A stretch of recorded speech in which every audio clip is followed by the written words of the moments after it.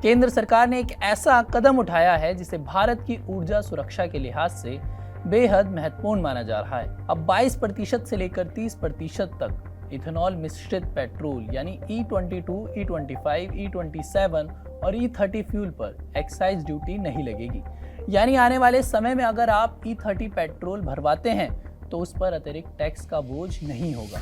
लेकिन सवाल ये है कि क्या इससे पेट्रोल सस्ता हो जाएगा? क्या आपकी कार E30 फ्यूल पर चल पाएगी?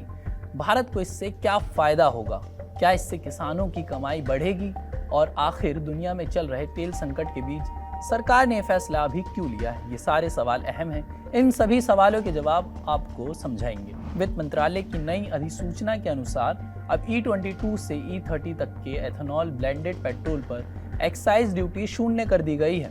इतना ही नहीं, इन फ्यूल ब्लेंड्स को अतिरिक्त एक्साइज ड्यूटी और रोड एवं इंफ्रास्ट्रक्चर सेस से भी छूट दी गई है। सरकार का मकसद साफ है, भारत में ज़्यादा से ज़्यादा इथेनॉल मिश्रित पेट्रोल का इस्तेमाल बढ़ाना। आसान भाषा में समझे तो E22 का मतलब है 78% पेट्रोल और 22% एथेनॉल।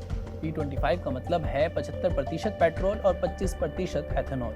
E30 का मतलब है 70% पेट्रोल और 30% एथेनॉल। यानी पेट्रोल की मात्रा कम और देश में होने वाले इथेनॉल की मात्रा ज़्यादा। बहुत से लोगों के मन में ये सवाल होगा कि आखिर एथेनॉल है क्या? तो चलिए आपको बताते हैं।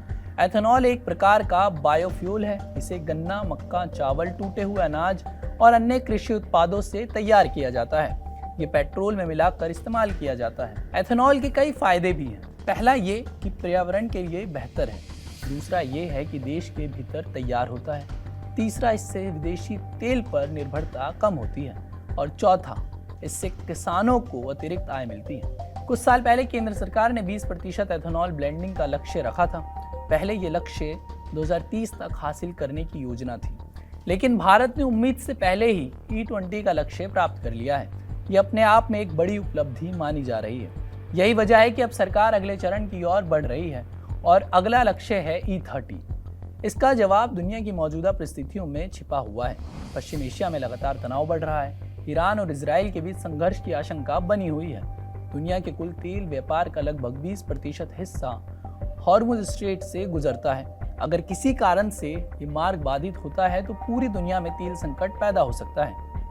वहीं तेल की कीमतें अचानक बढ़ सकती है और इसका सबसे बड़ा असर भारत जैसे देशों पर पड़ता है, क्योंकि भारत अपनी ज़रूरत का लगभग 85% कच्चा तेल विदेशों से आयात करता है।